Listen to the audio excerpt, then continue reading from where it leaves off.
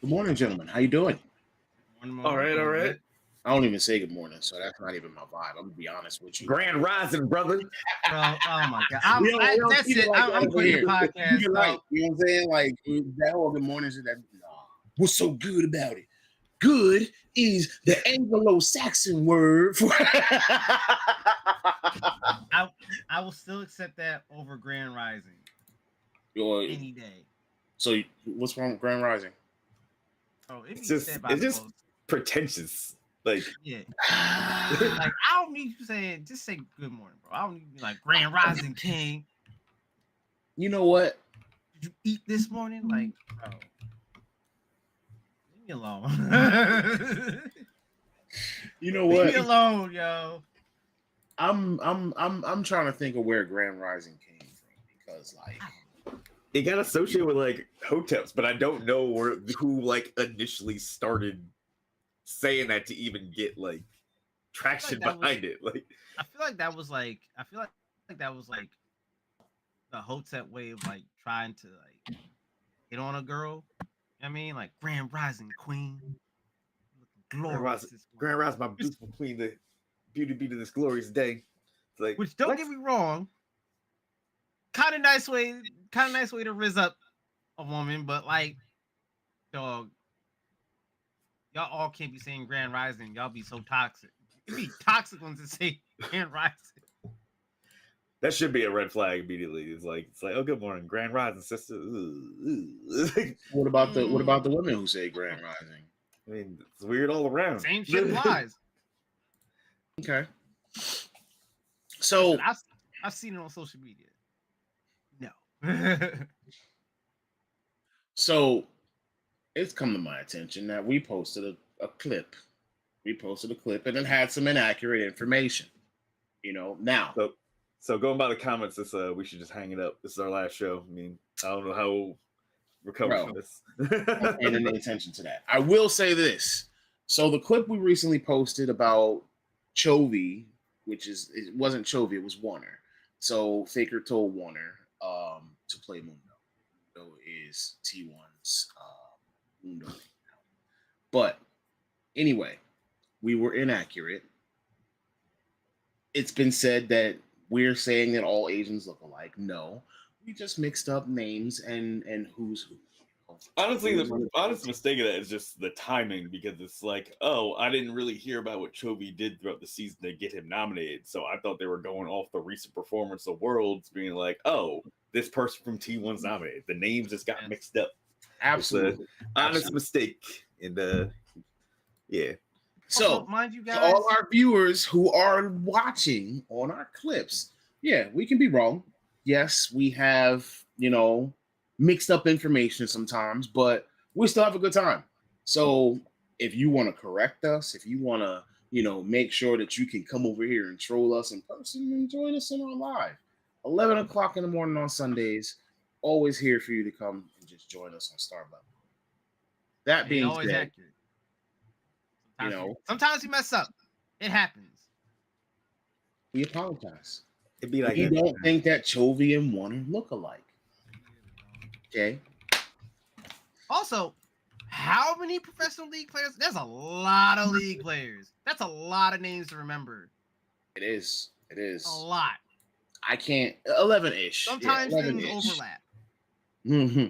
But I will say that if you told me that you didn't know the difference between Kevin Durant and Steph Curry, I couldn't blame you.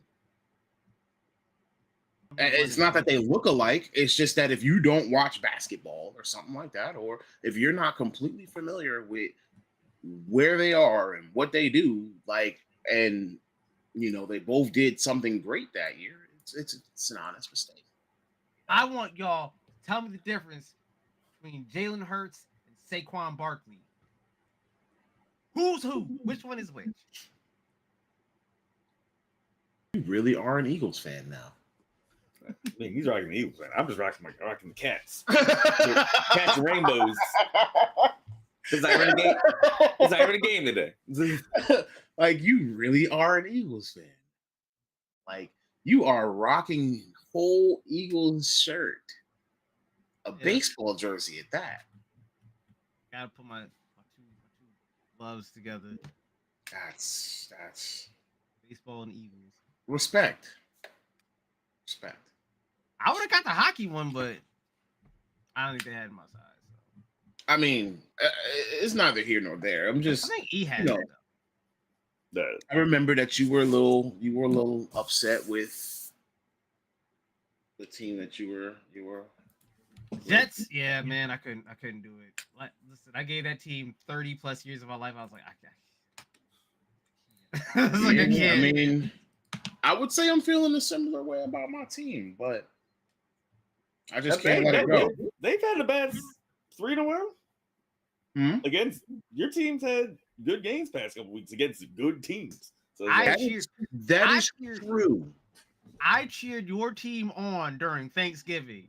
actually, yeah, That's crazy. My family's whole house did this because it's like, all right, we don't like this team, but we don't like this team more. So by proclamation, we gotta root for the Cowboys. Mhm.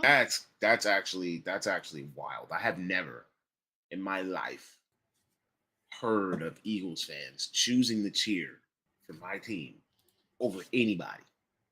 Yeah, it's the Chiefs. Everyone I is hate the Chiefs. over the Chiefs. That's crazy. Why do you hate the Chiefs? Why do people hate the Chiefs more than they hate the Cowboys?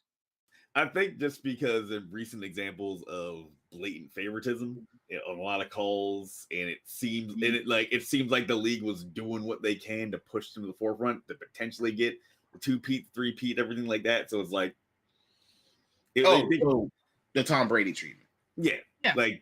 Like when Tom Brady left, there was that like little. It was almost like a power vacuum. It's like, all right, who's gonna be the face The now? next guy. Oh, Loon said one has a haircut and one doesn't. Yeah. Stupid. The difference between Jalen Hurts and Saquon? I think he was saying the difference between Kevin Durant Probably. and Probably. Steph Curry. Oh no, KD and Steph. One has a haircut, one doesn't. I that was makes just sense. said one's light skinned, one's not. I mean, one's taller than the other. Like, you know, like there are visual differences. You know, if you don't know, then you don't know. Like, I've never watched. Well, I'm not gonna say I've never watched League, you know, because I have. I just, you know, I mixed up people. I mixed up names. Chovy came out and like big things happen. Like, like big things happen. You know what I mean? Not bad. Anyway, that means since you know I'm the bad guy. Hashtag stop Asian hate, man. Come on. Since I'm the bad guy, Cancel. today we're going to talk about the bad guys. Okay, and this is all Token's fault. I just want to let you know this is all Wait, Token's what? fault. Token's fault. What? Yeah, This is a I token. mean, a lot of question? things are Token's This is a fault, token but question. I mean, all right. I quit. No, Today's whole everything came out of Token's post, his little message that told about Ganondorf. But we'll get to that later. Because I realized that I don't care. Are you talking? Wait, are you talking about the thing about like apparently making a this game- prequel, Ganondorf prequel, Right, or something like that. right. Yeah, it's called Skyward Sword. Yeah. That's not But- Ganondorf though. No one cares about Oh. Demise. No one cares about Demise compared to Ganon or Ganondorf. Okay. Anyway, let's start with our question of the day. So, like, we've been going over, you know, how good or bad games have been over the years, and we've labeled, you know, such and such is a great year for games. We'll get into this more probably next week. We're going to talk about, you know, was 2025 an actual good year for gaming? But for this one, since we're on the precipice of the Game Awards, I want to know, out of all of the things that you've played, probably mainly Raijin, because you know you've done not just a bunch of playing, but also completion of quite a few games. Like Hustle, I know that you have your specific genre that you play, and so this question will apply. But even to our audience, what is the best game, or what is the game that you feel was the best game that you have played in 2025? just out of, like I said, like we've talked about all of this game of the year stuff. We've labeled things game of the year when things have come out. But if you think over all of your gameplay experiences in 2025 without considering video game award, golden joysticks, any game awarding anything, and you go with your personal experience, what was the best or your most favorite game of 2025? It can be mobile, it could be a console game, it could be a little BS game, it could be a little something that you play on a tablet. What is your favorite? Asterisk aside from Expedition 33. No. I did play a lot this year. Yeah, obviously Expedition 33 is up there, but like I guess honorable mention games I did really enjoy DK Bonanza. I thought they did a really good job of the game. That game was just fun. Fortunately, you're limited to needing a Switch 2 to play it, but if you get around to getting Switch 2, I think it's a should buy game if you do pick up a console. Other than that, like I said, I've just beat Credits Roll, Ball Pit, the roguelike like Brick Breaker game. That was a lot more fun. Actually, let me look at my playtime. I have it like right here. I had like 1.4 days playtime on a game of just brick breaking. That's it. Like it's a lot of fun. Obviously, Ghost of Yote is great, but I think for pure video game fun I had, like honestly, Sonic Cross Worlds was so much fun. Like Crossworlds is the racing game, right? Yeah, the new one that just came out. Yeah, like you know that almost everything that you've said has been nominated for some kind of award. Because they're good. Oh, it's good shit that came out this year. Yeah. But a lot of it also feels like it could be recency bias. It could. Yeah. Oh, I thought there was going to be more explanation. No, it could. But I was gonna say, no, there was definitely more stuff that came out, but like it seemed like it flew under the radar. Like I feel like Doom: The Dark Ages like came and went quicker than a lot. That's of the because other games. the game came and went in 12 hours. It did. True. Like It's worth those 12 hours though. It's a lot of fun though. But we had some other on-friends. I feel like now, like maybe it's just because my niche, the Liza P DLC was kind of overlooked, even though that was great. Wu Chang Fallen Feathers, another Souls-like game, but more. I think that's a more approachable Souls-like game than a lot of other ones, just because of the spells you get. Yeah, like we had so much stuff come out, but I feel like this. I don't feel like we had as much come out this year as like 2023 because that year was crazy. 2023 was. Oh, we're going to get over. Like Insane. I said, next week's episode is probably going to dig into the comparison of years and what like blah blah blah, all of the stuff that makes a great year for gaming. Right now, I just want to know your gaming experience for 2025. Like we're not wrapping it up or anything like that. That'll probably be like close to the end of the year. Yeah, I would say top 3 games I tried that aren't locked behind some Ball Pit. If you want something different, Ball X Pit. Ball X Pit. I just call it Ball Pit. On It's Steam? like you can get on Steam. It's on Game Pass. We got Game Pass, so you can play it if you have an Xbox console on your PC or Xbox Anywhere, however you use that nonsense. Yeah. Honestly, I feel like Ninja Gaiden 4 was definitely also under talked about. Right? We're talking about Ninja Gaiden 4 or Ragebound. Or Ragebound, or and Megabunk. Megabunk's another great one that came out this year. Like a what? Megabunk. It's like Vampire Survivors, but it's 3D. So Okay. I think I've seen that. A lot of fun. What about you, Hustle? What do you got? For me, Ninja Gaiden 4 was like vastly underrated and not talked about, and I had absolutely pure fun with that. It felt good to have like a pure action hack and slash type game again. Because I know most of the games within I guess the action genre had drifted more towards being like Souls likes. So it felt good to have a very combo heavy, bloody hack and slash game again. Almost like Devil May Cry. Like I want more Devil May Cry likes / Ninja Gaiden likes again. As opposed to just everything kind of going for that kind of methodical Souls-like approach. Which that should exist too, but like I think that both of them have their own space within the industry. yeah. The only thing is that I think, and this is all opinion, I think that a lot of companies saw that Souls likes were selling. So they said, you know what? Let's just make these. let's make this instead of that. And honestly, it actually started to irritate me at some point that because I'm a hack and slash action adventure type of player, and I don't particularly vibe with Souls likes because I don't want to have to go through that experience with every game I play. Um, so it started getting irritating that I couldn't tell from trailers whether this game is a Souls like or if this game is a hack and slash. And Yeah, so I I hate could that. be misled into spending my money the wrong way. I hate that like weird. The ambiguous Fake- trailers is like don't show the actual gameplay. It's like, hey, Even when they do show the gameplay, you literally cannot tell if it's a hack and slash or if it's a Souls like. Yeah, and I'm just like, please don't be a Souls like. Please don't be a Souls. Because they'll show a boss It's and they'll show a easy. health bar, but hack and slash games have the same thing. It's just that, like, I'm like, all right, so am I going to be button mashing or am I going to punch myself in the face for 5 hours? you never know. Gotta take that risk. Exactly. Another one for me is Abiotic Factor, which it's got it had its 1.0 release. It's essentially like, I don't know if you've ever heard of SCP Foundation,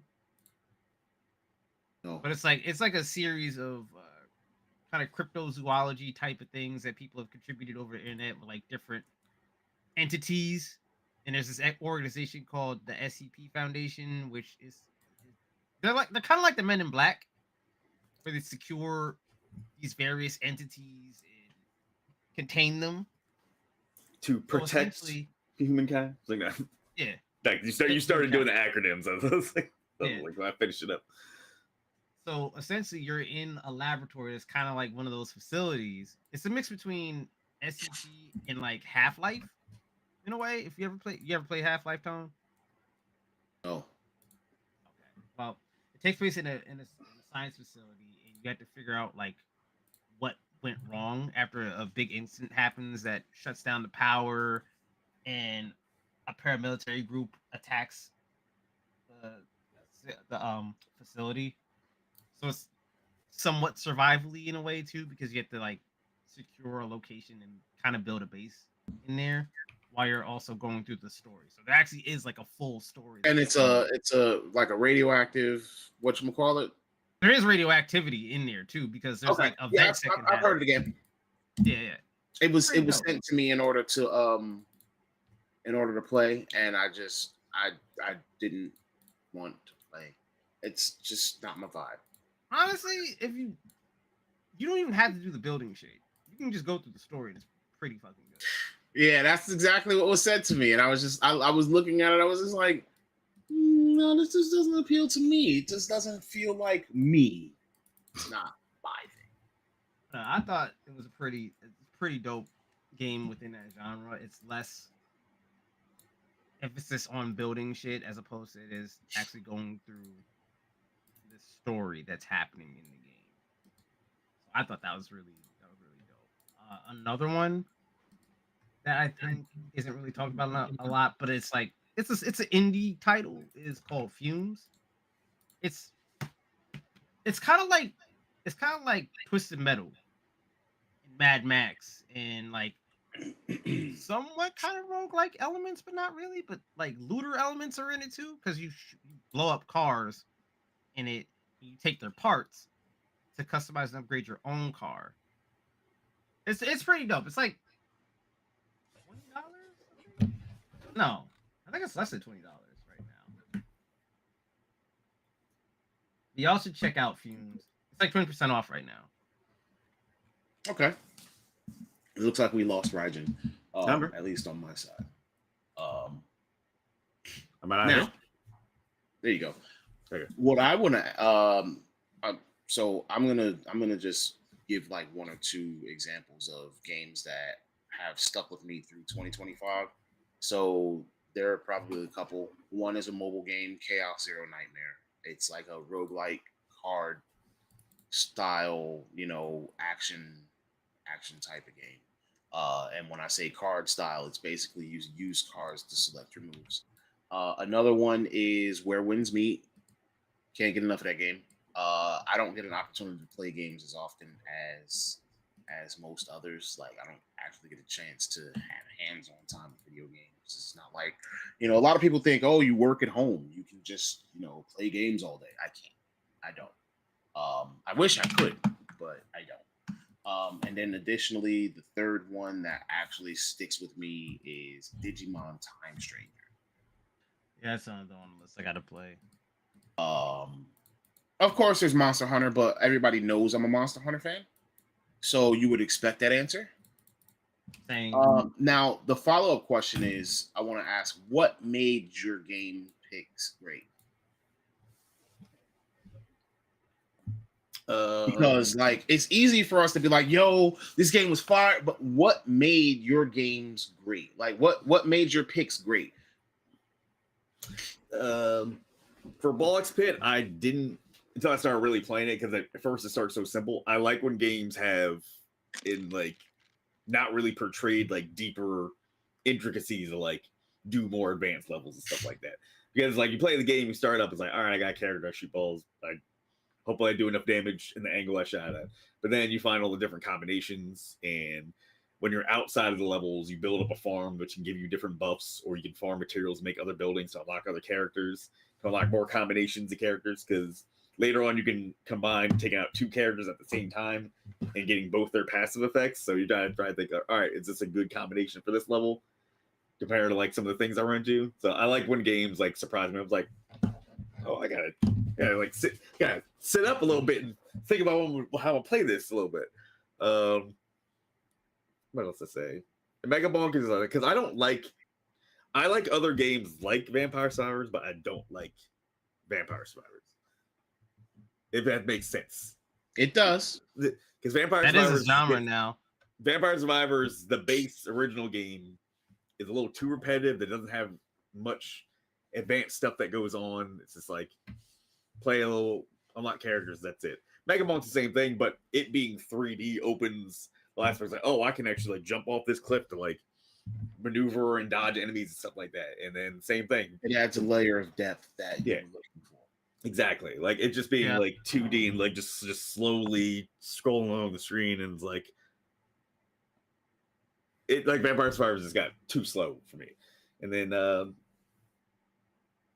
like the Lies of P DLC, like I said, was great. It was more of the same, but the new weapons and other stuff they added another layer to the combat, which was already one of the better. Actually, I would say Lies of P probably out of all Souls, like accounting Elden Ring and Dark Souls, has the best combat of like all those games.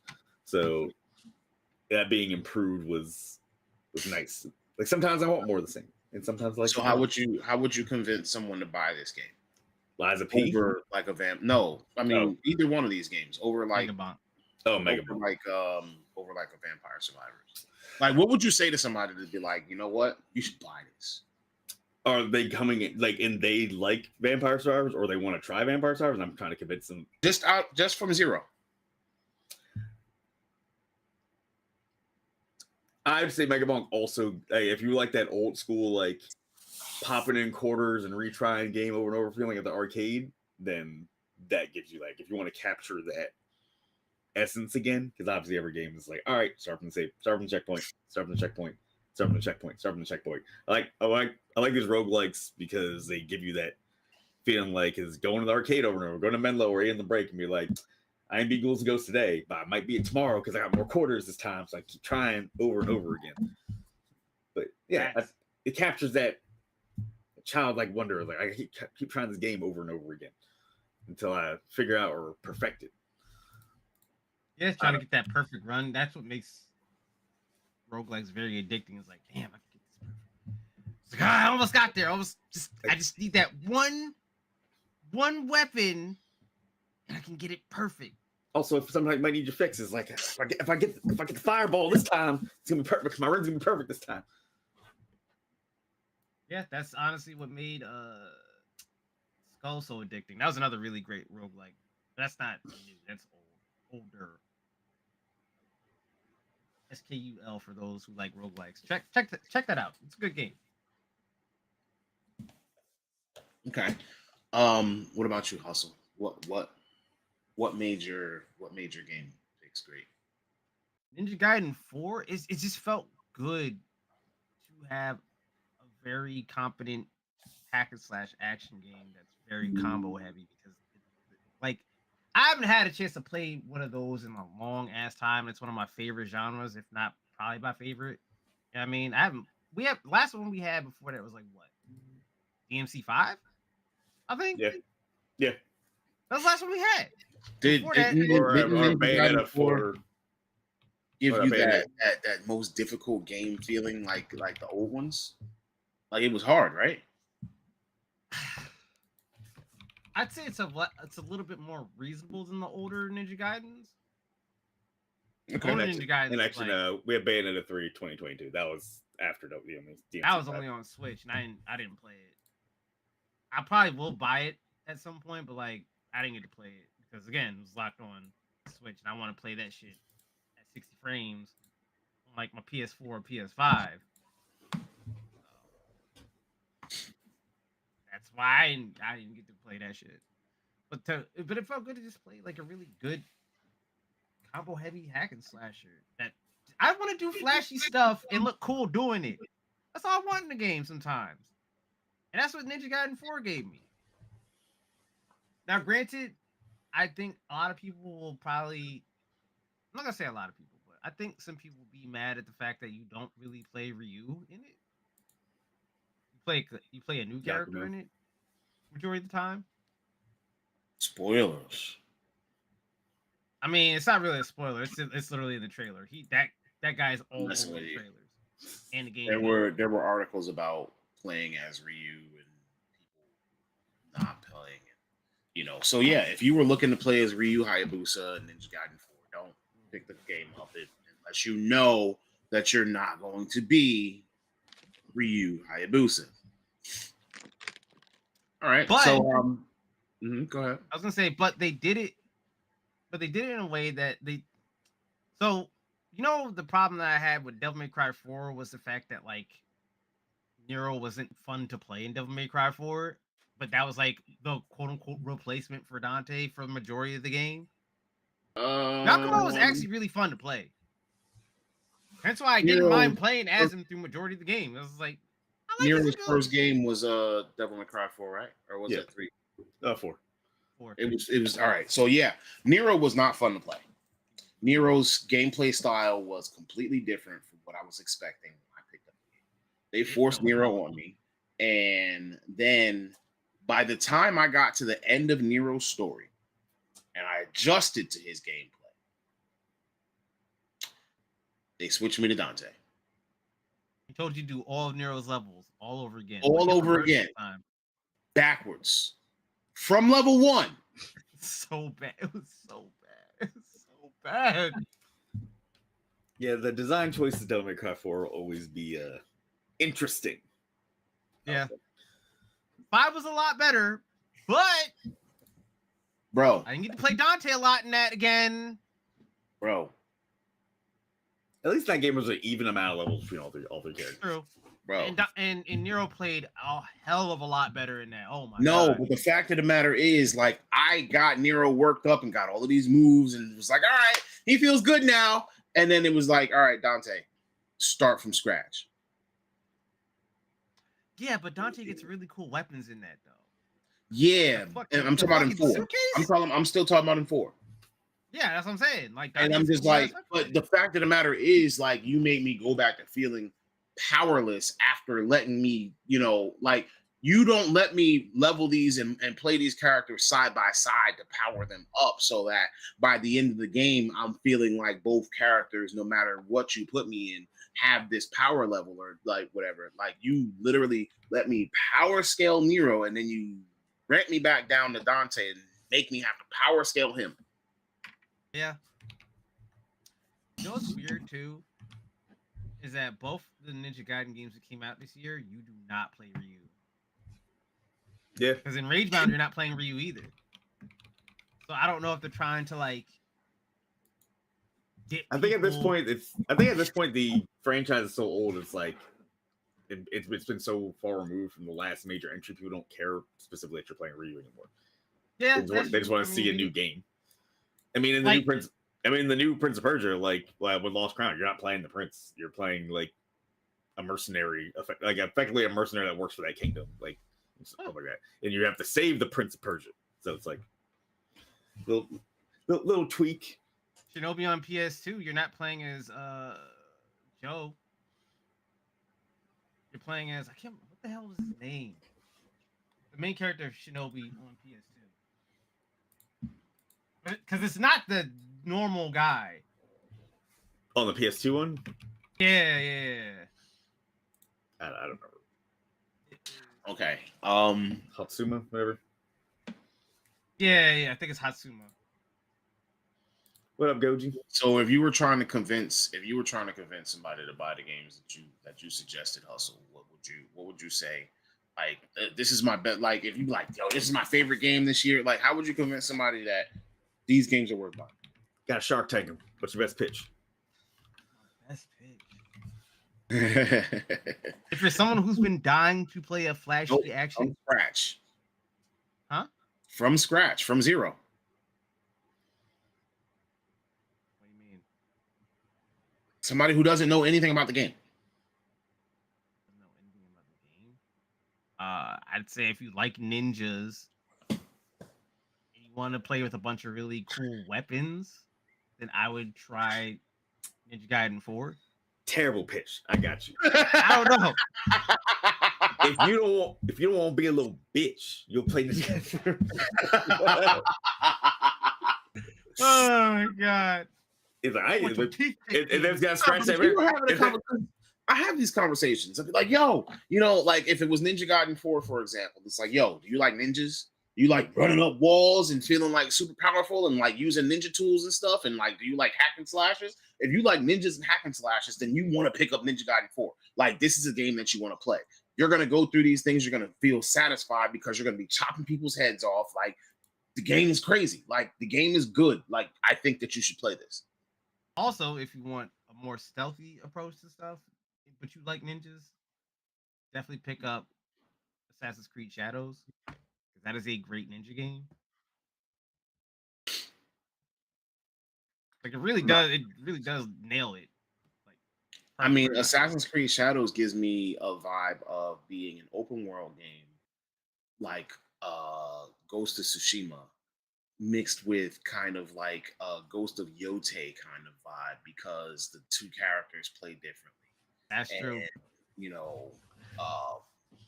They're not really traditional assassins. Like, the one question that I have about Assassin's Creed Shadows is, do I get a wrist blade? Yes. You start off with one, literally. Okay. That is literally all I needed to know. Now, you hand one, right? Well, it's technically yours. But I'm not gonna. Just go play it. So for me, and I've actually tried to sell people on where wins meet, because it's a relatively new game, and it's something that I've been telling people, hey, you should go play. You should play, because number one, I'm not selling points. It's free. It's free. It's free to play. It's free to experience, and I'm going to get that sound out. Now, it's free to play, it's free to experience. And another thing is that, like, the things that make this game great are, it's a huge open world. Now, not everybody likes to deal with huge open worlds, but not only is it a MMO, we all know it has some MMO elements, but it also has a in-depth story style gameplay. So it's literally like combining a single player story experience with a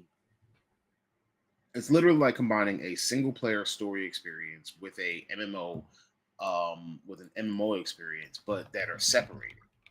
If you were playing, you could jump into my world and we could do co-op missions together, right? Because I'm online, technically. So, like, you could literally just send me an invite, jump into my world, we can do co-op, and it'll be like we can co-op things that are not story. So this way I don't get spoiled. My story enemies are not harder. We can just co-op whatever. We can just run around the world, gang. But at the same time, Like, I can choose to keep my story relatively easy by not leveling up my world level so that all of my enemies are level capped at whatever level. So like every time that you hit a certain level, you can actually choose to do a stage to increase the world's difficulty. So if I'm level 20 and I want to bring all of my enemies to level 30 and I want to earn better rewards, I can just literally do a stage that will, pit me against certain enemies, and I will essentially level my world up to 30 where all of my enemies are now going to be more than level 20 since I've been capped at level 20, they've been capped at level 20. So now they're going to be harder and I'm going to have to experience that.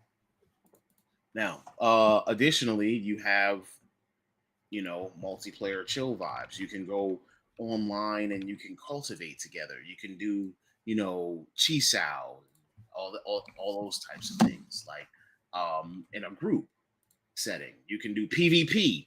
There are guilds. There's guild PvP battles. There's guild co-ops. There are raids, endgame raids. All of these things are available. Party boat parties. We already talked about the $40,000 boat, $50,000 boat. We already talked about, the outfits that can run you some money because you want to do the gambling gotcha. There are outfits there, like, you don't have to pay for anything except cosmetics. Like, you don't have to fall into the I'm gonna make sure that I gotta get this. When new content comes out, new content is free, it's available. If you wanna explore, you explore. Like, you can get to level 10 or 20 just by chopping some bamboo and finding crickets and just running around. Like, every single time, like, I found myself, whenever I play the game, I find myself running around the stage, like running around and finding new things on the map. And this is actually one of the reasons why I dislike open world games. It's because I'm supposed to be playing a story. I'm supposed to be experiencing a game through a story, but you give me way too many side quests for me to stay focused, and I want to try to knock out all the side quests before I hit the main story quest. In this one, I don't really feel like I'm getting side quests because there's not NPCs asking me to do things. It just happens to be something that popped up on the map that I just chose to do. And it doesn't indicate that it's a quest, really. Like, it'd be like I stumble into something, I'm like, oh, hey, or it'll give me the option or the opportunity, and I don't feel like I'm dissuaded from doing the story because I need to knock out all of these side quests. Like, it's that completionist thing. Like, I have a really weird brain. Sometimes it tells me that I want to complete something, but at the same time, I don't complete. So it is what it is. Now, what I would say to get somebody to, like, a lot of this is what I would say to get somebody to play. It's free. It's free. You can build in the game. It has a sandbox. They built Hogwarts. Someone built Hogwarts in the game. I didn't know it had a crazy system like that. Honestly, I've had it installed.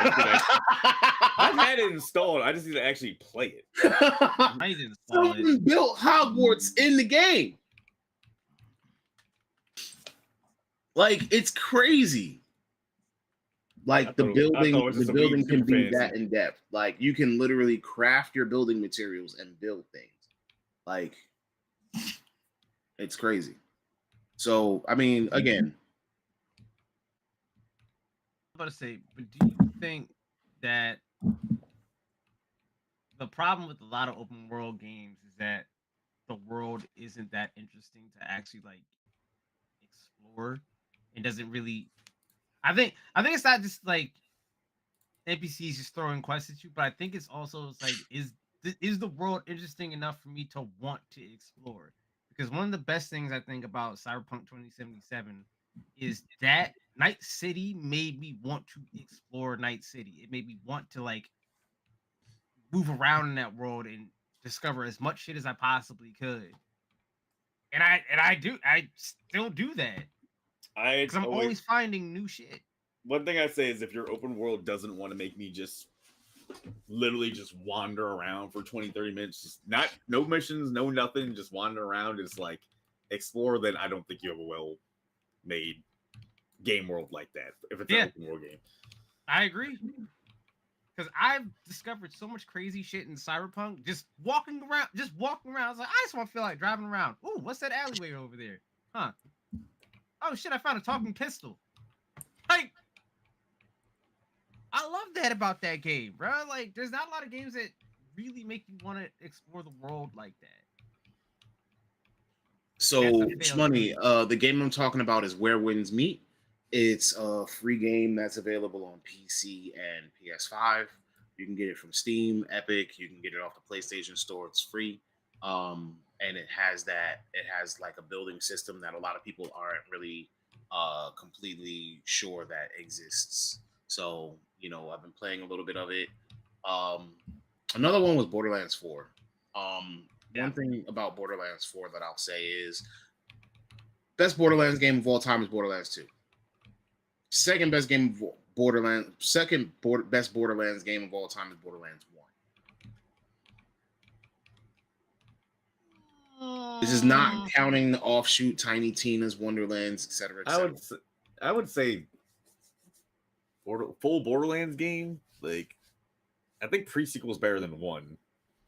As far as gameplay, like, gameplay. What? Like, I'm real. I locked on the 1 because 1 had certain features that you never got back. Like, I was a Mordecai main. Dude, come on. They changed the Vault Hunters in every single game. I mean, honestly, you can play where. Honestly, if you're looking for, is it because of the pet whole thing, having Bloodwing, everything like that? Because I would say Flack in 3 was more interested in that regard. Black, the new girl in 4. I mean, I love Gage, the Necromancer. So, like, obviously, that's kind of my gameplay style. But they have that in every single game, right? Except for 4.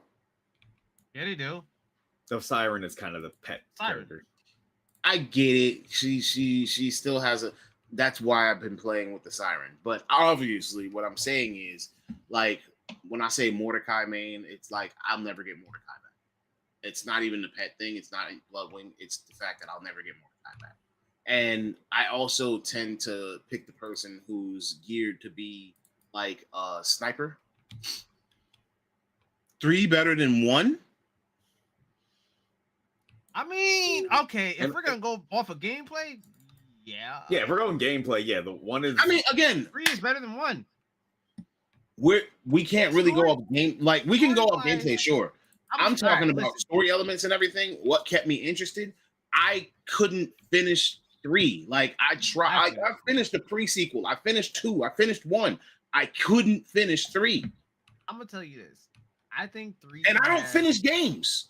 I think 3. In my opinion, I think 3 has some of the best classes and talent trees and shit. Story-wise, it's not good. Yeah. Story's not good, but if we talking like pure gameplay wise, if you don't give a shit about the story of Borderlands, then yeah, I think you'll like Borderlands 3, honestly. I've played them all. I've played them all. Classes in 3 are are the funnest classes that I played. What? The classes in 3 has the best classes. I really couldn't vibe. Really? Seeing like Flack. Being like Gage. Not Gage, Mose. Girl with the mech. Nigga, there's a girl with a mech in that game. I played it. You didn't like that? No.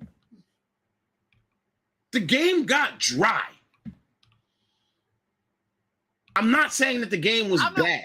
I'm not saying that the classes were bad. What I'm saying is I couldn't beat it. I couldn't stick with it. I'm not saying that. I lost interest. The game just no classes in it. None. What? None of the classes. You didn't like. I'm not saying that I didn't like any of the classes or any of this. I'm saying that I don't think that it exceeds. I couldn't finish the game. Like, it was cool. It was like, all right, billions of guns. It was like, all right. It's old now. This ain't catching me like 2 did. 2, I done came and I done came back for DLC. I done came back for other characters. Gage and the Psycho weren't in the game originally. Krieg, yeah. Yeah. Even though for some reason I came back for other characters. Although for some reason they Play put again. Krieg in the movie. We don't talk about that. We don't talk about that travesty.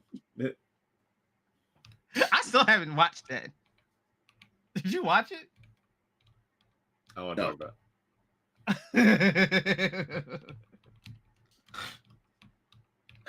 That movie was awful.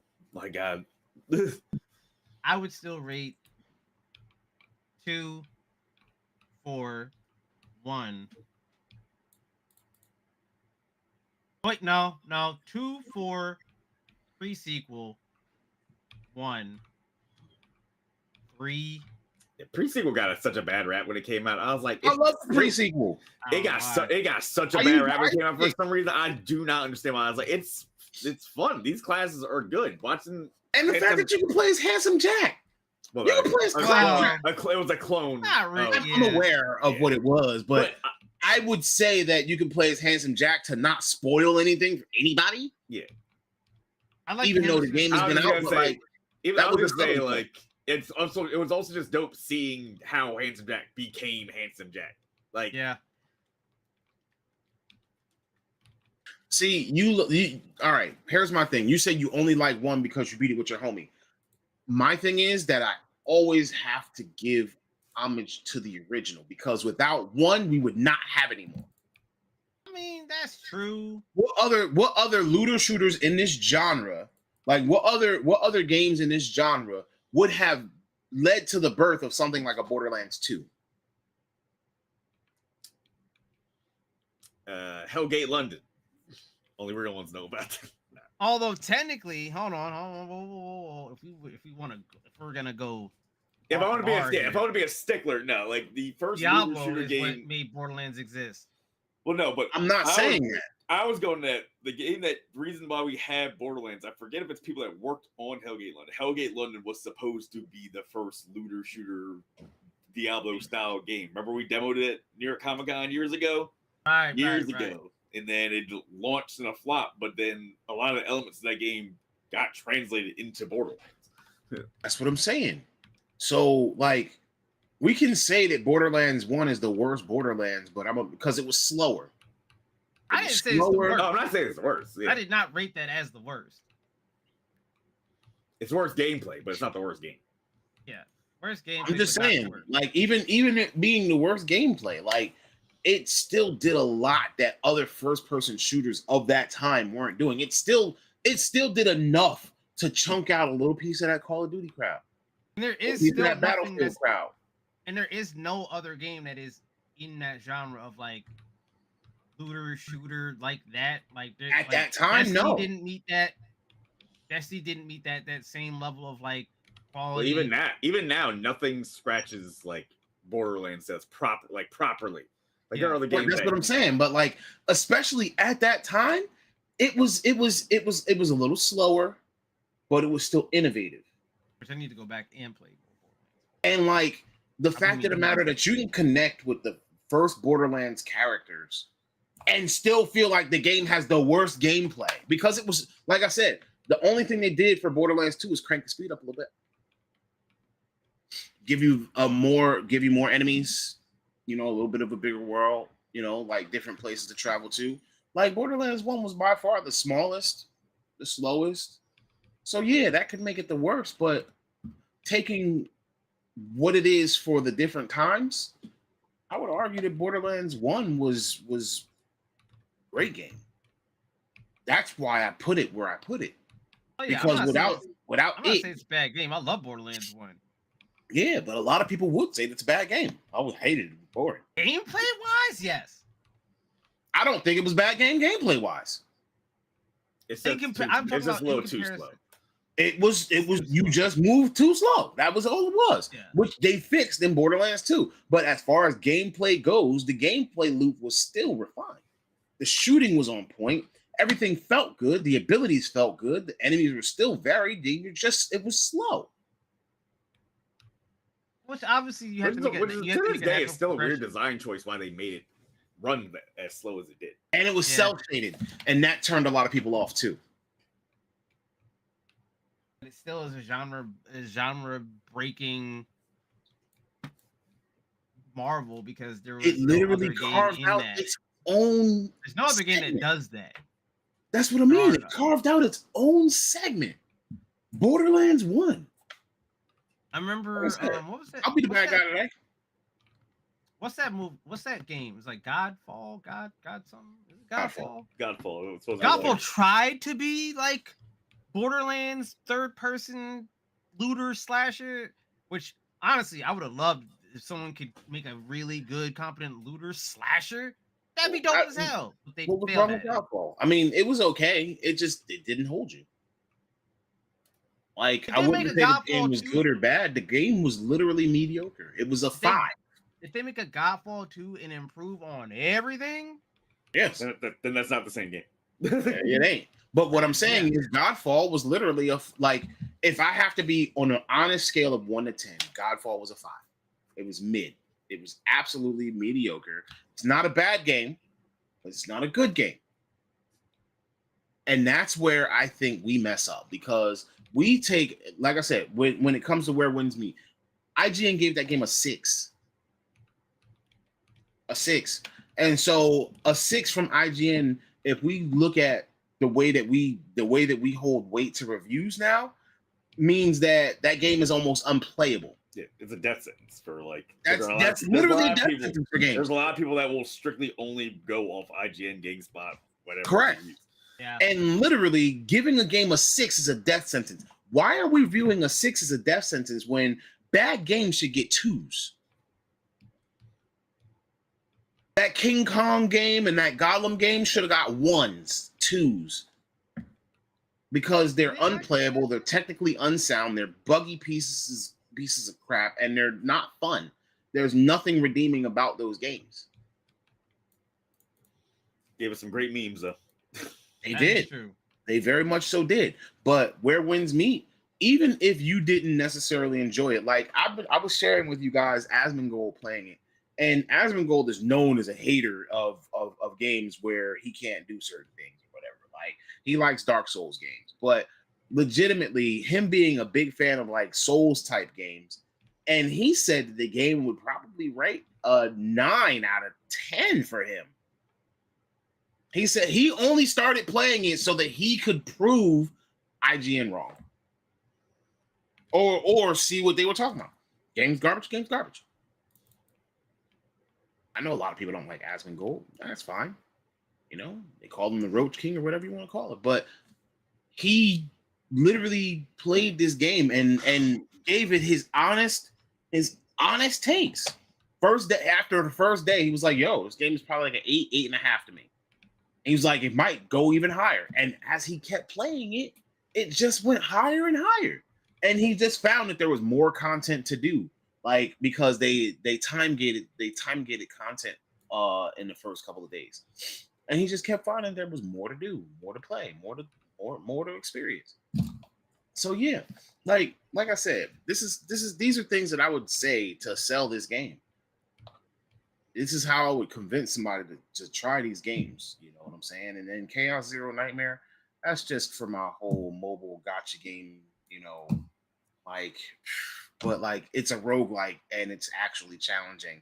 And I've been sitting here trying to figure out how to do this or how to do that because the challenge is real. It's a mobile game that I can find myself spending 2, 3, 4 hours on, playing it on my PC and just getting lost with. So that's how I would rank that. I think we spent a lot of time on our opener, and we got approximately 45 minutes left. So what I'm gonna do is I'm gonna you know, I've been the bad guy today, right? It's a good discussion. It's a good discussion, and that's what we're here for. So I'm gonna skip over to our main topic of the day. Villains we actually care about in games. Like, you watch a movie and you might be associated with the bad guy, or you might start feeling something for the bad guy or whatever, or there's some kind of relation to a bad guy. And recently, one of our cast members shared a post that stated that Zelda could have a game potentially coming out that would explore Ganondorf's origin story in depth and reveal his motivations as a villain in the Legend of Zelda franchise. I'm going to be honest. My first thought immediately was I have never cared nor wondered why Ganondorf does what he does in the Zelda game. Hold on. Wait. Whoa. But Ganondorf is specifically Ocarina of Time. Ganon is that like he's different things in every single game. He's not the same person. It's a different incarnation. There's different motivation. The item that he shared said Ganondorf. So Ocarina of Time? I don't know. I don't care. It It could have said Calamity Ganon for all I cared. I don't care. I never cared. That's like asking why Bowser kidnaps Princess Peach and we're gonna make a game about it. I don't care. We know why. I just never cared. We know why he kidnaps Peach. Because they in a relationship together. Mario just don't know that shit yet. I'm just saying, Mario, every time she gets kidnapped, every time, bro, she's leaving with him willingly. And then they leave to go. And then they leave to go to the other castle conveniently when Mario's getting close. Yeah, like you don't find that suspicious? Use your mind's eye, brother. Open your eye, Mario. She's playing you. Like J. Cole said, don't save her. She don't want to be saved. Don't save her. She don't. You know what I mean? Like she don't want to be saved, Mario. Dang. Anyway, it's like, continuing on what you're saying. I feel like you were setting up a question, Tone. No, I was just saying, like, I don't necessarily care. I've not cared. So, but literally my response to that post was, I have never cared nor wondered why Ganondorf, Ganon, whatever you want to call him, because he's different things in different games. So they literally say Ganon/Ganondorf. So, but either way, I've never cared why he does what he does. And it got me thinking further. Is there actually a case in video games where like we've actually cared about the villain or what made them the villain? In games like Expedition 33, in games like Final Fantasy 7 Remake, I'd even argue like you get the villain story in Final Fantasy 15, and they kind of give you a backstory. They give you that story into the villain's creation and try to encapsulate the player and make them, connected to the story on both sides. But have you ever like played a video game and wondered like, yo, why is this man doing this? And I'm talking gamer brain here. Why is this man doing this? Have you ever you ever sat down and been like, yo, why is Sephiroth terrorizing these people? Yeah, not the best example because we get that fleshed out, but also I'm asking this example because it's going to lead to others. Like you wondered that, like, you don't wonder why Sephiroth is terrorizing people because they start hinting at what happened to Sephiroth throughout the story. You know what I'm saying? They start weaving it into the story. But have you cared about what happened to Sephiroth? Did you ever go through and be like, man, I wish I didn't have to kill him? In the case of specifically Ganondorf, yes, because they always say how important the Trinity is of Link, Zelda, Ganon, and sometimes we just get nothing. Like, I think the worst examples of like fleshing out Ganon or Ganondorf in the game are Twilight Princess and Ocarina of Time, because literally just like, hey, there's Ganondorf. He's here from Gerudo Valley. Okay, then he claims the Triforce. Like, there's just nothing. It's just like, granted, you can say it's with the time like you can't flesh out on a Nintendo 64 cartridge, whatever. But same thing in Twilight Princess. You find out about the Twilight Realm, Ganon's in prison there.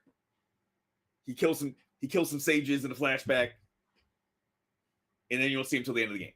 It's like it's just like that. Like, yeah, okay, you give me a little bit more information on the motivation, why he was like. But did you care?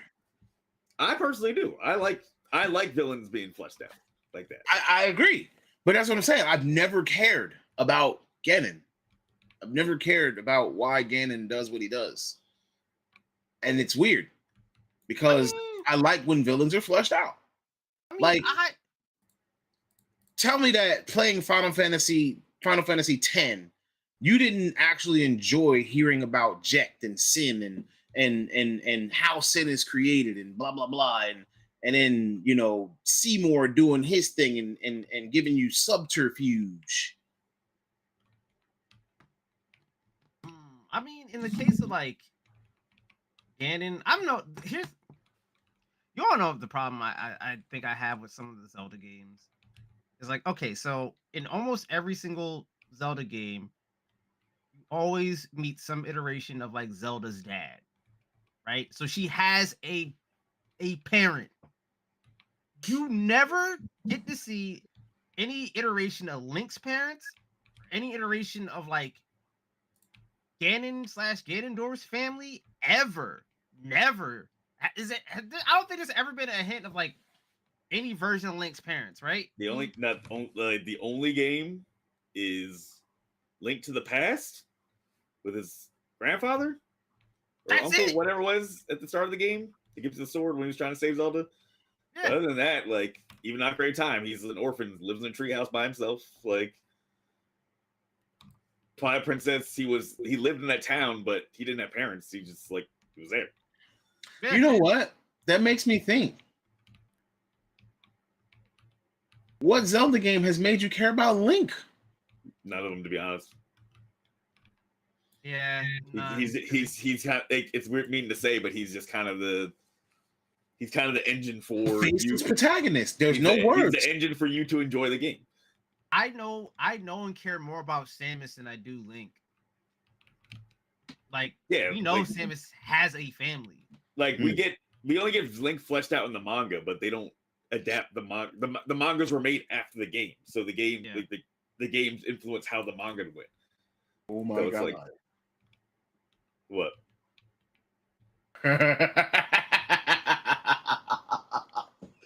You know what this has made me realize?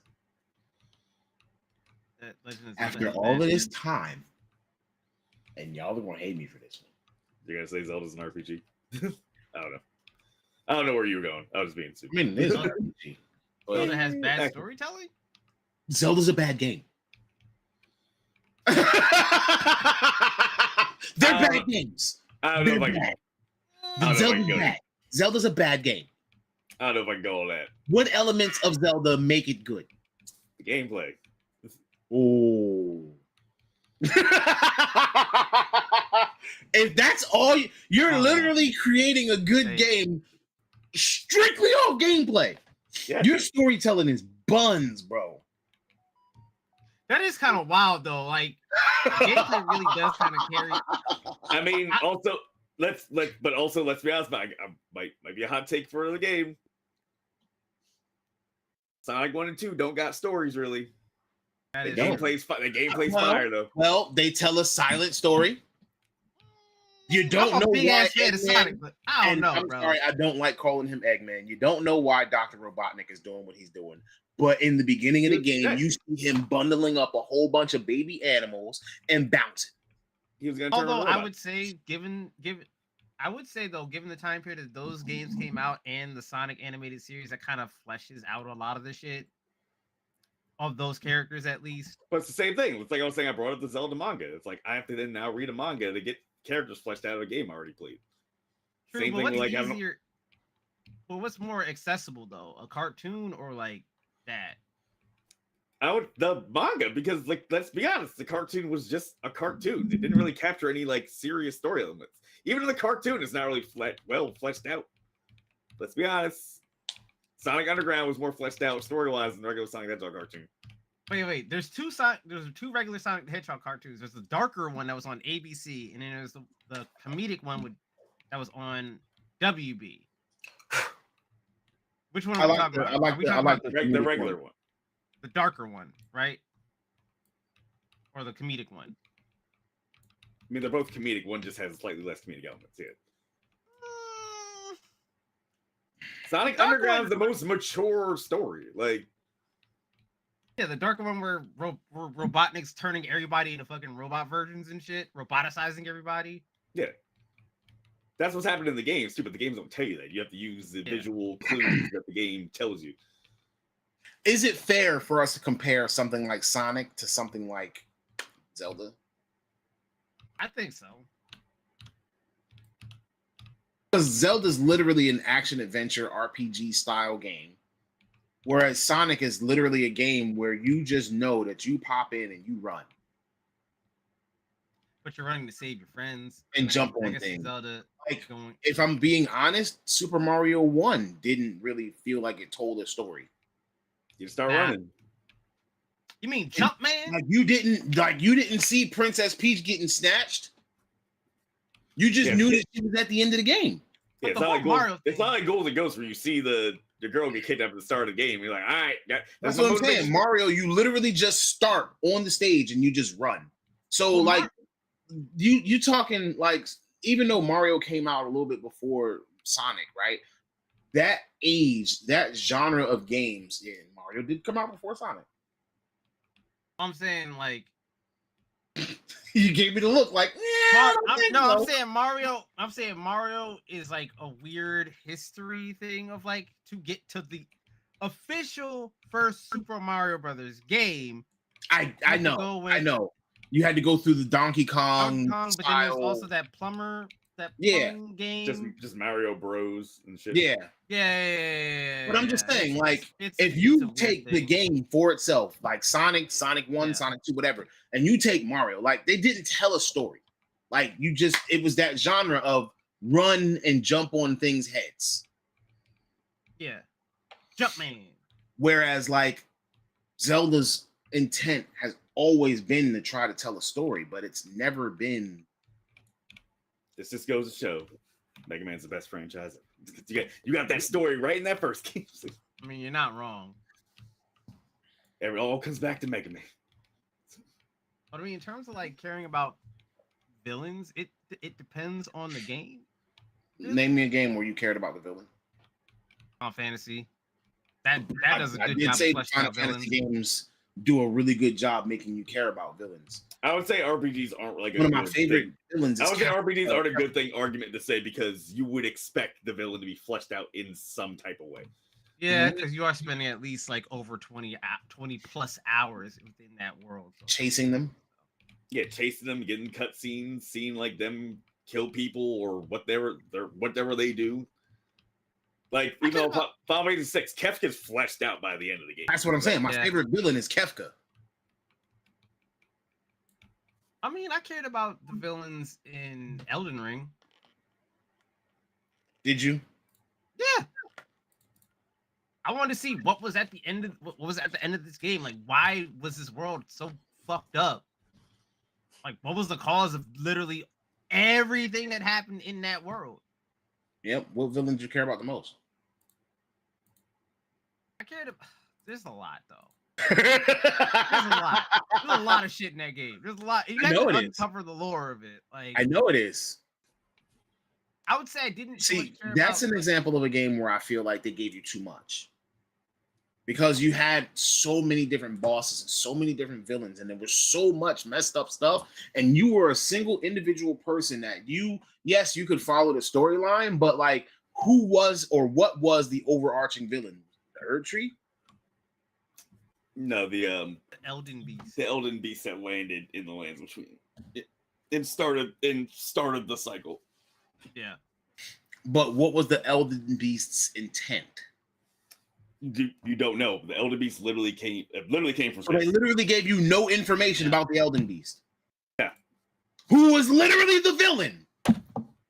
It's kind of annoying because like you get to the end of the game, like you go through, you fight Godfrey, but Like you fight Horaloo, you fight but they're Radagon, and then this monster just shows up. That's what I mean. Like that's what I mean. It's that's like, what I'm saying. You like, got bosses in Elden Ring that you think are the villains. They're not the villains. They did some bad things, but they were under this world loop started from the Elden Beast, and yet you know nothing about it. You don't care about the villain. Damn, I had to rethink. Yeah, there are many characters that had different motivations based on the circumstances of the world they were put in the lands between, but you can't really describe. You can't really describe a lot of the bosses in Elden Ring as villains once you get their their backstories fleshed out. But that's how it is in a lot of games, because bosses aren't the villains. Bosses are just bosses. What is the overarching villain? Who is the one that has the intent of making things the way that they are? And when have you cared? Damn, they pulled a Kaguya on us. Yeah. Damn. Shit. I just ruined the game for you. God damn it, man. Fucking damn it. I no longer like that no more. I was like, yeah, the villains. It's like, yeah, the bosses are villains. It's just son of a bitch. God damn it. Damn, what game did I care about? Aside from Final Fantasy, Expedition 33. Did Expedition 33 make you feel like you were really connected to them? What? Hold up. Whoa, hold up. Handsome Jack. Borderlands. We were just talking a lot about Borderlands. I think that was implied. Yeah, that was good. That was good. Handsome Jack. I don't know if I cared about Handsome Jack, but I enjoyed Handsome Jack. He's a great The Timekeeper. Yeah. I enjoy him. I don't care.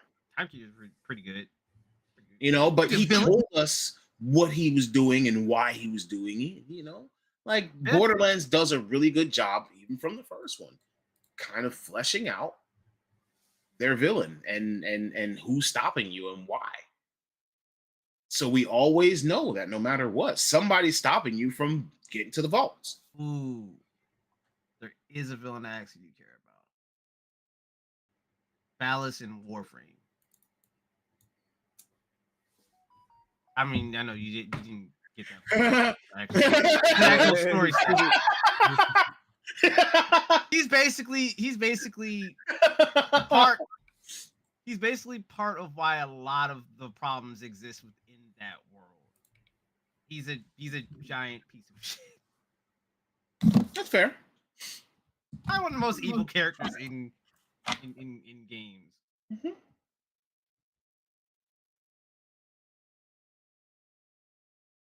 There are a bunch of games where they give you the villains, they give you the villain motivations, they give you backstories. They don't actually necessarily give you backstories, but they give you the motivation. But like, or what they're trying to accomplish. But do they often give you the backstory?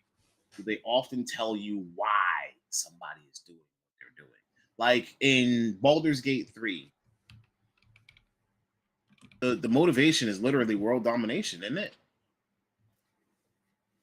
To take over people, they're mind flayers. They want to subjugate the world, right?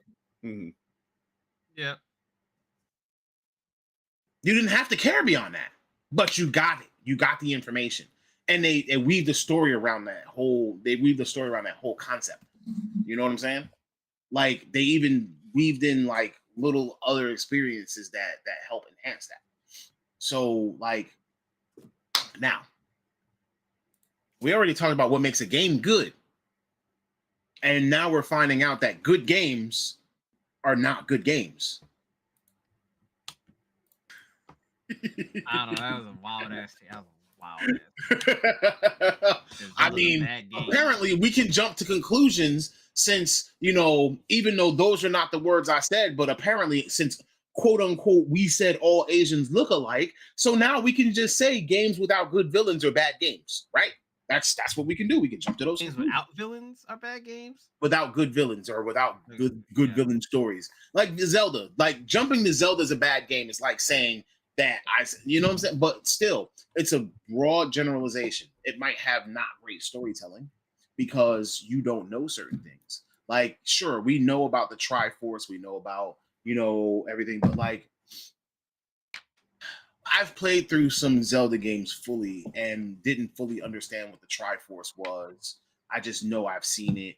I've played through some Zelda games and never understood the whole link between Ganon and Zelda and Link. I don't know anything really about Link, and he's been the protagonist in all of these games.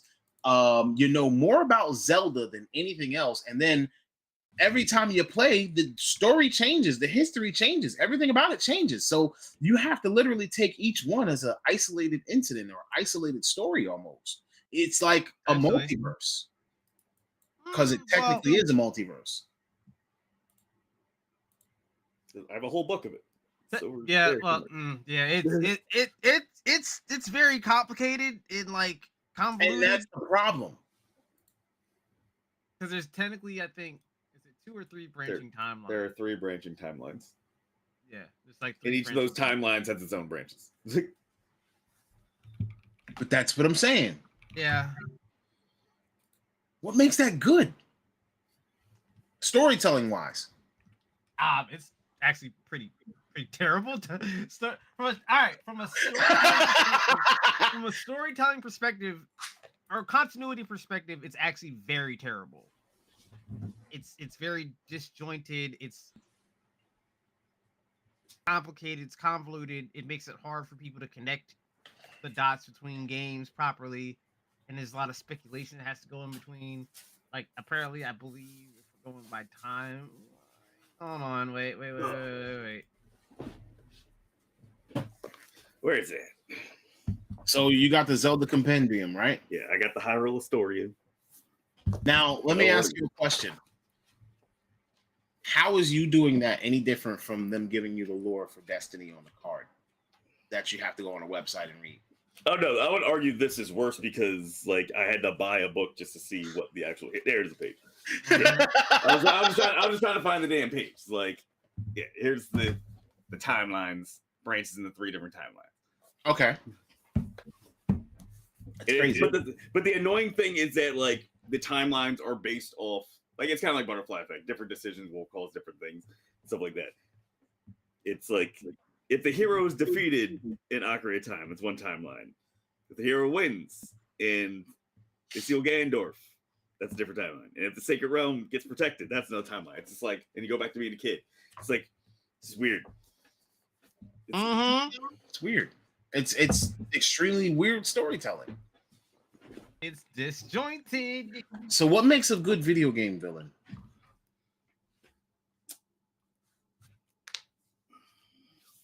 Gotta be entertaining. Yeah. You have to have a motivation that where you're kind of like, okay, kind of get it. But or sometimes sometimes if they're just well like done in like an actual like I kind of just hate everybody and I want everyone like to feel my pain. So I'm gonna destroy the world. It's like pretty simple, but I get it. You're a nihilist. I got it. You want to take your nihilism a little too far, but I understand the motivation a little bit.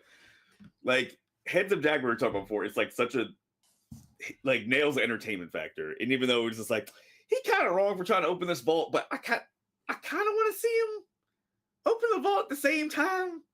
Just because like how charming of a villain he actually was. It's like aesthetics too. I would argue, and this is wild, but to my memory, Handsome Jack is probably one of the best villains that we've had in the past 10 years. It's more than 10 years. Yeah, maybe more than 10 years. Like 2012 years.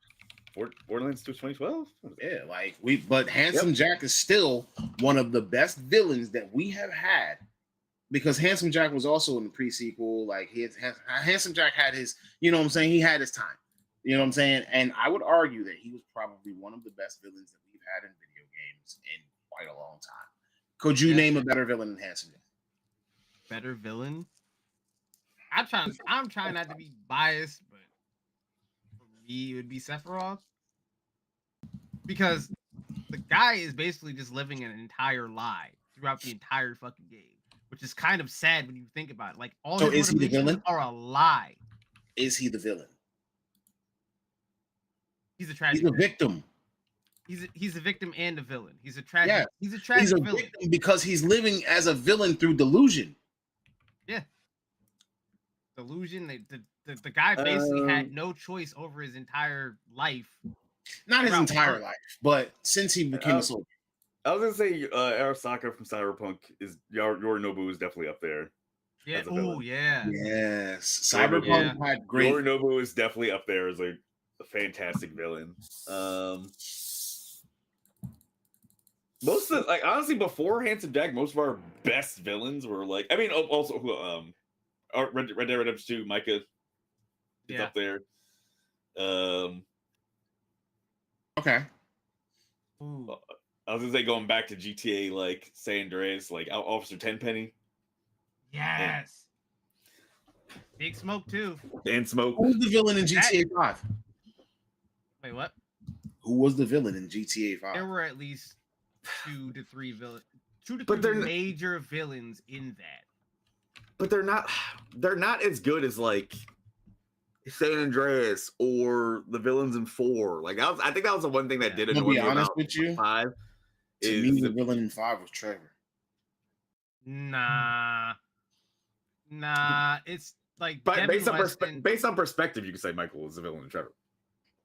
that's what I technically, feel. yeah, but like if we're going like in terms of like people who get that like pure, I like Michael. It's definitely Devin Weston in fucking Steve, the Steve. Oh my the, god! the, Oh my the fake god! CIA, the pseudo CIA Yes. agent. True. whatever, yeah. True, I was but like, I can't wait to kill you, motherfuckers. if you're being honest, right? Remember, GTA, you're playing on the opposite side. You're the criminal. Yeah, so technically there's no villains for you. Y'all are just scumbags killing. Those each are other. your antagonists, but you're the scumbags. Trevor. Yeah, but Trevor was bugged out. true. His Yeah, motivation was lacking. Michael was calculated. but here's the thing, though. Technically, Steve Haynes is the bigger villain because he's supposed to be working for the law, and he's Corrupt. absolutely corrupt. That makes him a bigger villain. Like, Like, dog, real- you work within the law. You're not supposed to be like that. You're supposed to uphold the law. yeah, true. The moment that you're corrupt while being an FIB agent, guess what, buddy? You're a bigger villain than the criminals. He said FIB. That's hilarious that you actually remembered the acronym. Yeah. But yes, like these are good villains. Like the fact that you can have an argument about what their motivations are and who's the villain, that makes a good game. That's true. A dictionary definition: villain is a character whose evil actions or motives are important to the plot. And it's true. It's true. So, in your experience, besides Handsome Jack, what's the most memorable villain in video games? Like for you, it was Sephiroth. For me, it's kind of probably Kefka. Like when I think villains in video games, I oftentimes go to Final Fantasy, Kefka, Sin, Sephiroth, Arden. From Final Fantasy 15, yeah. Yeah, like I mean, even though like I don't fully view him as a villain, but in the context of the lore, yeah, like Arthas is up there from Warcraft. Oh yeah, that's one of my favorites. Even though I don't really view him as a villain, but still. Arthur / the Lich King Ooh, you know it was a Hermes. great villain. The first 2 of the newer Wolfenstein games, Frau Engel, the blonde woman, the blonde Nazi yeah. soldier. She was like a side antagonist in the first one, then she becomes a primary antagonist in the second one. Like she was great. If anyone ever played those games, she's a fantastic villain. so. Ooh, Zeus. Oh, God of War. God of God of War? Yeah. Perfect, and oh my! Elusive Man, Mass Effect 2 and 3. Yeah, fact of the matter is that we're able to single out and name villains that are good, right? Like Ares was bad.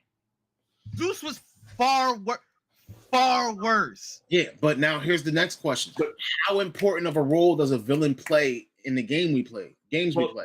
But the good thing about Zeus is how honestly all the God of War games are well written for paying attention. Is you create Zeus as a villain because he wasn't paranoid until you open up Pandora's box.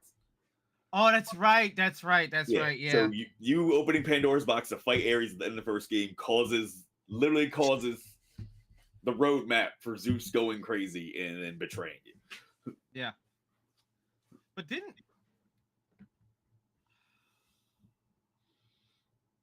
Then what? technically Zeus was already the villain because he Kratos' mom.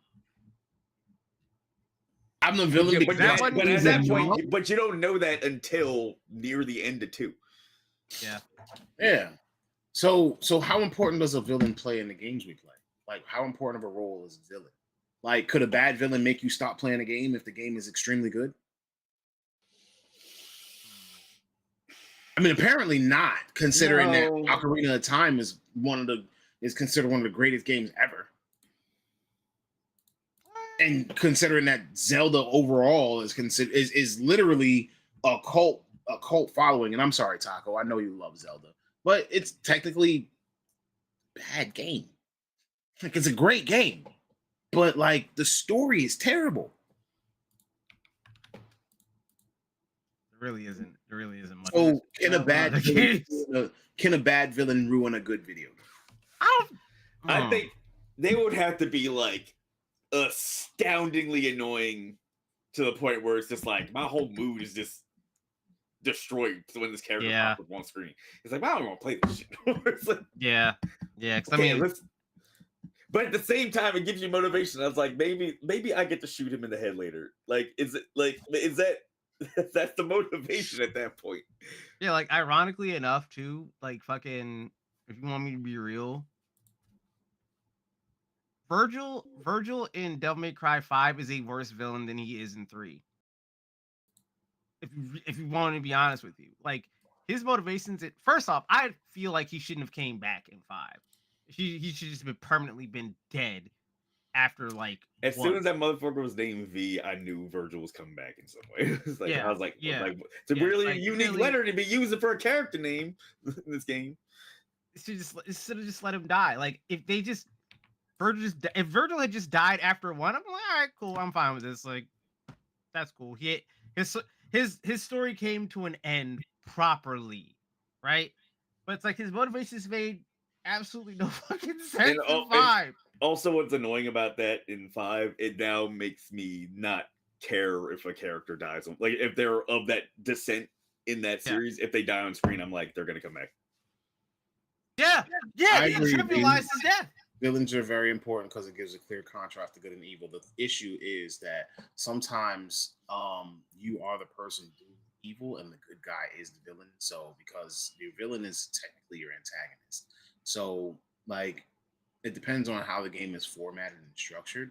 And I think that even if you have a contrast between good and evil, it just kind of depends on, like sometimes you don't really need that villain's motivation. You just need to know that there's someone in your way that's stopping you from doing what it is that you want to do, accomplishing your end goal. So a story's main purpose is to lay out a world, give you a purpose, and then give you an end goal and someone to stop you. Because without any resistance, your story becomes boring. So just throwing, like, there are some stories, especially in games, where they literally just throw characters at you in order to have a path of resistance, but there's no actual element of story. Like, what about this character? Where did they come from? What are they doing? Like, you might get a little bit of detail, like, oh, he was working for such and such, and so his job was just to stop you, but you don't get much more than that sometimes. And so I'm just giving us an important look into the villains of the games we play, and just giving people an opportunity to think again about the stories that you're intaking and enjoying. Like, why are people doing things? Do you ever ask yourself the question why? You know, and some of the things that we laud as some of the greatest games of all times could technically be some of the worst told stories ever. Doesn't mean it's a bad game. It doesn't take anything away from the game. Zelda's a great game. It's just, it could be bad at storytelling. The same way that we talk about how Destiny 1 was bad at storytelling because it didn't tell the story in the game. You had to go somewhere else to find it. But we have had those experiences before. So, as gamers and as intelligent people, I actually give people a lot more credit than what they think. And so, I just want us to kind of not just consume, but also kind of put that level of thought. Because one day you could be the game developer. There have been a lot of gamers who I know who have said, one day I'm going to make my own game. If you look at the things that make the games that you play and enjoy great, you could essentially come up with a formula for something that could be even greater in the future. That's what I believe. That was a monologue. I'm sorry. I was gonna say, I think comics do a great job of making villains and giving them different motivations that are. I mean, we get quite a few good villains. I'm not saying that all villains really are bad. What I'm gonna do is I have signups that I have to get to in a couple minutes. Make sure that I'm available for. Otherwise, my whole trip to nationals is gonna be screwed. So we're gonna start to wrap up here. But by all means, I'm gonna let you guys know that even though I might be the villain on this show, nobody can deny it. Nobody can deny it. Not even myself. I might be the villain here, but I'd rather be here with you guys because you guys are great, So you give me the opportunity to be the villain that I am. I appreciate you. Now, in the meantime, I want to kind of give our opportunities to the audience and let them kind of shoot something to us on Discord. Again, Discord, Instagram, TikTok, wherever you find us. Tell us who's the best villain to you? What's the greatest video game villain of all time? Why is he great? Or give us he or she. Why is he or she great? Who's the best video game villain of all time? Give us an example of what makes a story good. Am I wrong? Is Zelda actually great and the story makes complete and total sense? And you've always wondered about Ganon's motivation. Is Princess Peach not actually a bop? Whatever you want to tell us it all. Tell it all to us. Just give it to us in the comments. Interact with us. We're here for you. We actually really enjoy it, and we love actually having that interaction. Anyway, I want to say thank you all for joining us at Start Button. This is the live version. This is a safe haven for geeks, dweebs, nerds, blurs, gamers, and everything of the sort. Everything in between. But for now, we're going to let you go. And I will say, remember, that if there's ever anything you want to achieve, all you got to do is press the start button. Peace. Later, y'all. Bye, everybody.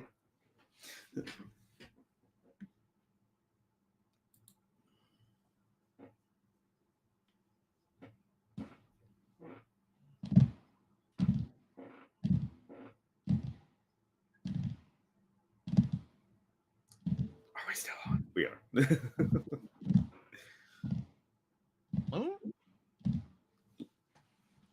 Yo, this just made me think about